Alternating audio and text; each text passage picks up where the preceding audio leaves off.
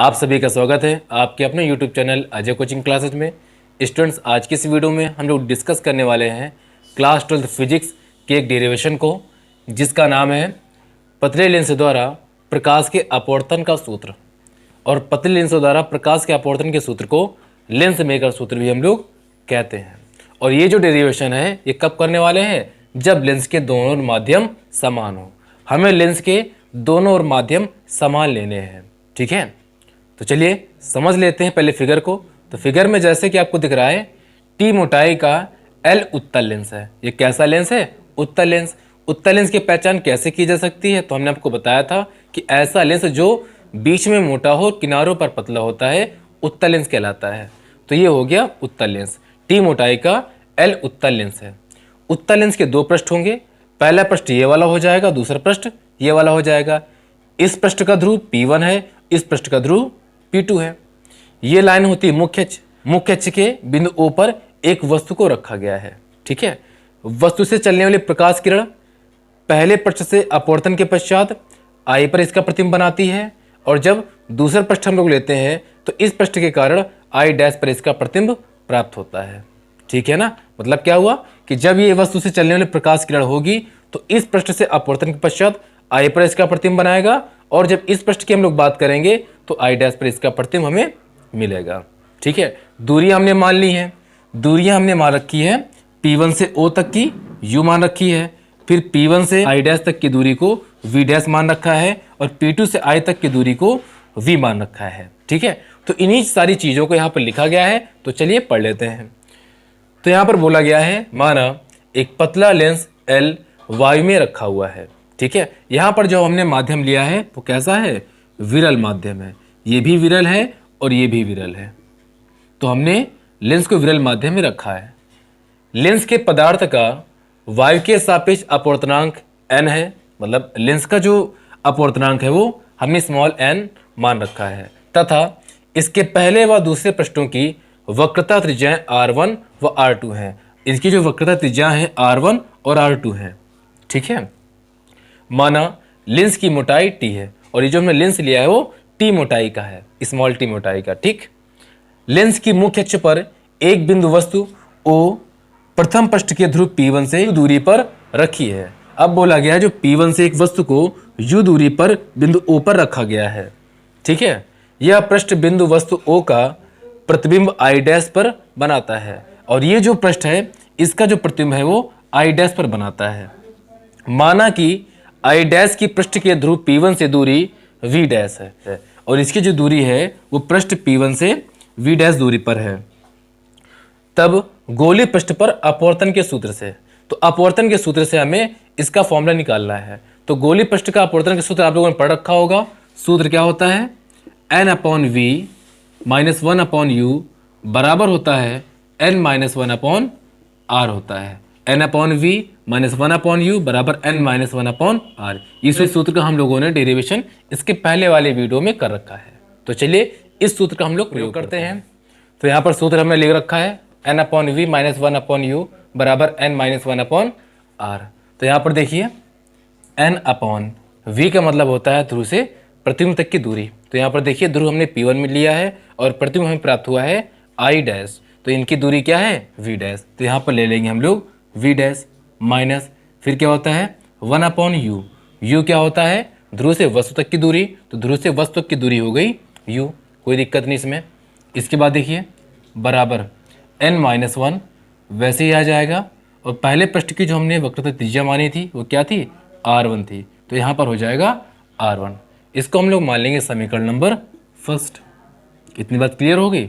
इसके बाद बोला गया है प्रतिबिंब I डैश दूसरे पृष्ठ के लिए आभासी वस्तु का कार्य करता है। अब बोला गया है कि इसके द्वारा प्राप्त जो आपको प्रतिबिंब प्राप्त हुआ है वो इस पृष्ठ के लिए आभासी वस्तु का कार्य करता है। समझ में है कि नहीं है? इसके द्वारा जो आपको प्रतिबिंब I डैश मिला है ये इस पृष्ठ के लिए आभासी वस्तु का कार्य करेगा। इस बात को आपको अच्छे से क्लियर कर लेनी है, क्योंकि बच्चा यहीं पर आके परेशान हो जाता है, ठीक है। I डैश की दूसरे पृष्ठ के ध्रुव P2 से दूरी V डैश माइनस T हो जाएगी। अब देखिए इसकी जो दूरी हो जाएगी I डैश की P2 से, तो P2 दूरी इसकी क्या होगी? तो देखिए वी डैश में यदि आप लोग लेंस की मोटाई को घटा देंगे। अब घटाएंगे क्यों? क्योंकि वी डैश की दूरी हम लोगों ने P1 से मानी है, हमें दूरी कहाँ से चाहिए? P2 से I डैश तक चाहिए, इसलिए वी डैश पे हम लोग घटा देंगे T को। T क्या है? लेंस की मोटाई है, तो उसी बात को यहाँ पर बोला गया है। ठीक है, तो वी डैश T क्या हो जाएगा? इसके लिए आभासी वस्तु का कार्य करेगा, तो U की जगह में आ जाएगा वी डैश माइनस T आ जाएगा। ठीक है, यदि पृष्ठ I डैश का अंतिम प्रतिबिंब I अपने से V दूरी पर बनाता है, यदि आपने इसको वस्तु मान लिया है इस पृष्ठ के लिए, तो इसके द्वारा जो प्रतिबिंब इसको प्राप्त होगा वो मिलेगा ध्रुव P2 से V दूरी पर मिलेगा। इतनी बात क्लियर हो गई? हाँ, आगे देखिए क्या बोला गया है। इस पृष्ठ के लिए अपवर्तन के सूत्र से, तो जिस प्रकार आप लोगों ने इस पृष्ठ के लिए काम किया था वही काम आप लोग करेंगे इस पृष्ठ के लिए। तो सूत्र क्या है आपके पास? n/v माइनस 1/u बराबर n माइनस 1/r।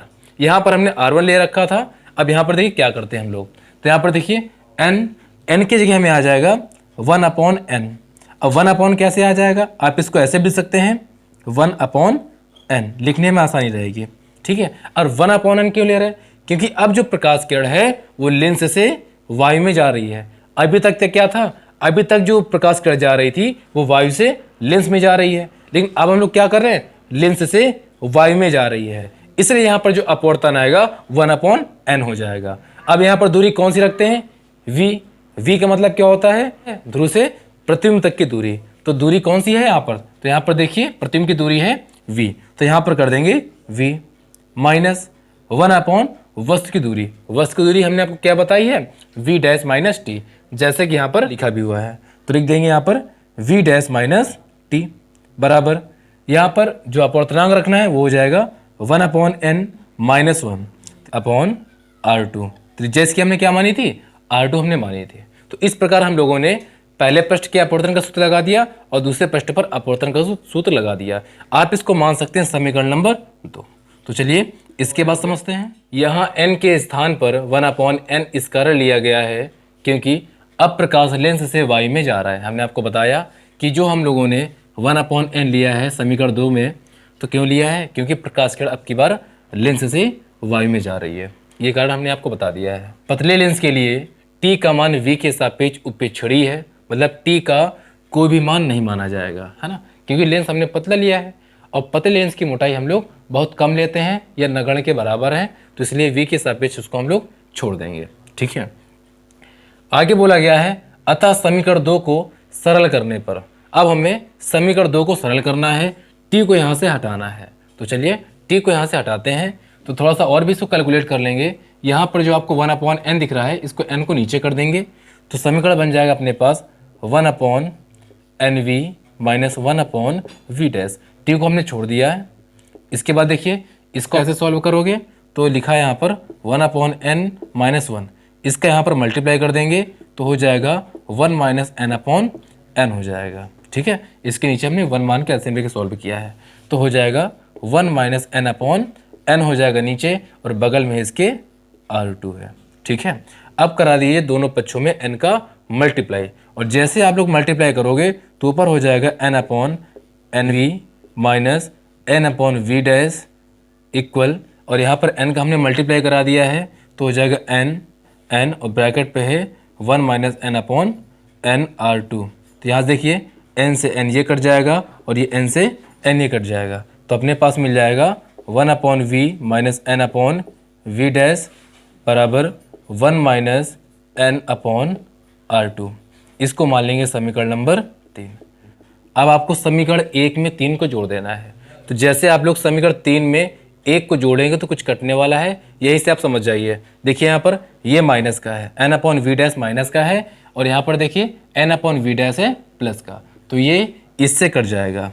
ठीक है, और भी कुछ कटने वाला है और कुछ कटने वाला नहीं है, तो चलिए इसी बात को हम लोग राइट कर जोड़ दिया गया है। जोड़ने के बाद हमें मिला हुआ है 1/v माइनस 1/u बराबर n minus 1/r1 plus 1 minus n/r2।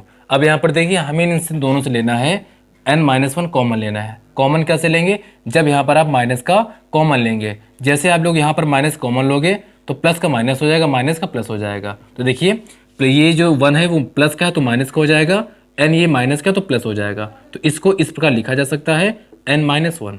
ऐसा क्यों हुआ? क्योंकि हमने -1 का मल्टीप्लाई करा दिया है, या तो कह सकते हो हमने -1 कॉमन ले लिया है। ठीक है, तो देखिए आपको यहाँ पर क्या मिल जाएगा, 1/v माइनस 1/u बराबर, दोनों में कॉमन क्या है, n-1 कॉमन है, तो हमें अंदर मिल जाएगा 1/r1 और 1/r2 मिल जाएगा। इतनी बात क्लियर होगी कि नहीं होगी? इसके बाद लिखा हुआ है यदि वस्तु अनंत पर हो। अब हमने मान लिया है कि ये जो वस्तु आपने O इस मुख्य अक्ष पर रखा है, ये यहाँ पर न रखा होकर ये रखा हुआ है अनंत पर, और यदि कोई वस्तु अनंत पर रखी है तो u बराबर हमें क्या मिलता है, इनफाइनाइट, मतलब वस्तु की दूरी जो ध्रुव से होगी वो अनंत हो जाएगी, और इसका प्रतिबिंब हमें कहाँ पर मिलेगा, वो प्रतिबिंब मिलेगा हमें फोकस पर, ये आपको पता ही होगा। u बराबर हो जाएगा इनफाइनाइट और v बराबर हो जाएगा f, तो ये वैल्यू इस समीकरण में हम लोग रख देंगे। तो क्या हो जाएगा अपने पास, v की जगह हमें f रखना है तो हो जाएगा 1/f माइनस 1/u की जगह हम लिखना है हमें इनफाइनाइट इक्वल n-1, और ब्रैकेट पे यहाँ पर हो जाएगा 1/r1 और माइनस का 1/r2, ये पूरा 0 हो जाएगा, तो मिलेगा हमें 1/f इक्वल मिलेगा n-1 और ब्रैकेट मिलेगा 1/r1 माइनस का 1/r2। ठीक है, और यही जो सूत्र होता है, यही सूत्र होता है लेंस मेकर सूत्र। कौन सा? लेंस मेकर सूत्र होता है। ठीक है, इसके बाद देखिए हमने इस समीकरण 3 तक शायद मान रखे थे, इसको आप लोग मान सकते हो समीकरण नंबर 4। यदि इसको समीकरण नंबर 4 मान लिया तो इसको मान लीजिए समीकरण नंबर 5। समीकरण 4 और 5 की तुलना करा दीजिए।